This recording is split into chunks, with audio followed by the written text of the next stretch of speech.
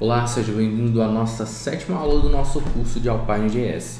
E nessa videoaula nós vamos aprender a como trabalhar com texto e HTML no Alpine.js. Existe uma diferença aí na hora da gente exibir esses dados e alguns cuidados que a gente tem que ter também, principalmente quando a gente vai buscar dados de uma API externa, ok? Então vamos lá, eu já abri aqui o meu editor, já criei um arquivo aqui chamado aula7.html e abri esse arquivo aqui no meu navegador também. Esse arquivo está em branco e agora vamos começar aqui o nosso código. Primeira coisa que eu vou fazer então é criar aqui a estrutura de um HTML básica. Em seguida, defino aqui o título do meu arquivo, né? No caso aqui, aula 7. Ok, agora eu vou importar aqui o Alpine.js. Faço a importação dele e agora eu vou criar aqui uma section para a gente poder criar a nossa aplicação do Alpine. Defino aqui então um xData e aqui eu crio um objeto qualquer. E agora eu quero exibir um determinado texto na minha tela. Como que eu posso fazer isso? Pego aqui, vou criar aqui primeiramente um H1 para poder separar, vou criar aqui um texto e aqui uma div aqui embaixo onde eu vou exibir o texto que eu quero. Primeira coisa, eu tenho que declarar esse texto. Eu vou declarar ele aqui dentro do objeto de xData e vou definir aqui texto, ok. Um texto qualquer aí que pode vir de uma API, pode ser resultado de uma função, enfim, pode ser obtido de diversas formas diferentes. Em seguida agora eu coloco aqui xtext e coloco aqui texto. Ok, vamos então aqui no nosso navegador, atualizo a página aqui e agora a gente tem aqui o H1 que a gente colocou, que é um texto fixo, e esse texto aqui que pode ser dinâmico, pode ser fixo, como o caso que eu coloquei aqui, onde tem texto. Ok, o que a gente pode fazer aqui agora? Por exemplo, veio um dado lá do nosso back-end formatado com bold, parágrafos e tudo mais. Como que eu coloco isso daqui em negrito então? Eu vou fazer esse teste aqui, vou colocar a tag de negrito aqui dentro desse texto aqui do meio.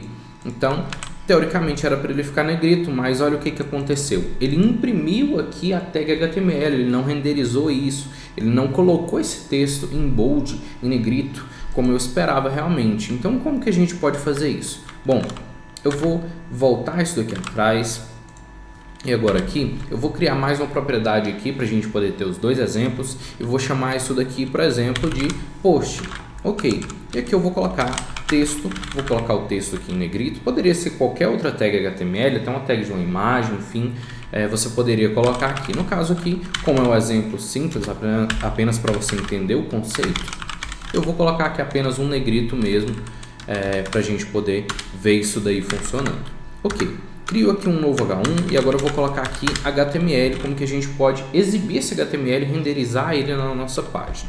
Vou criar aqui novamente uma div, só que ao invés de eu usar xtext agora, eu vou utilizar xhtml. E agora sim, eu coloco aqui lá a propriedade que eu quero aqui, que no caso é post, e volto no meu navegador, atualizo e você pode ver que agora sim ele renderizou esse HTML que foi obtido de algum lugar. Aqui no caso foi um texto fixo, mas poderia ser uma chamada de uma API, poderia ser lá do meu back-end, resultado de uma função, enfim. Até de um input que eu posso colocar aqui. E ele renderizou isso normalmente. A gente pode, pensando assim, a gente pode já querer utilizar XHTML em tudo para poder exibir os nossos textos. Porém, é necessário que a gente tome cuidado para a gente não acabar quebrando a estrutura do nosso site, da nossa aplicação, porque a gente não sabe como esses dados vão vir de uma determinada API, de um determinado back-end aí da nossa aplicação. Então, o recomendável é que a gente utilize apenas onde é realmente necessário a gente renderizar HTML, onde a gente sabe que não vai ter HTML ou a chance, a probabilidade é muito baixa, a gente utilizar xtext. Aí se realmente a gente vê que precisa ali ter um HTML, a gente pega e utiliza o XHTML para evitar de quebrar o nosso site, porque isso aqui poderia vir de uma API e o cara colocar lá o que ele quisesse, a formatação que ele quisesse e acabar adicionando aí, entre aspas, coisas no seu site que você não quer ou não espera, ok? Então, é essa a aula de hoje. Se você gostou, deixe seu curtir, se inscreva no canal e até a próxima.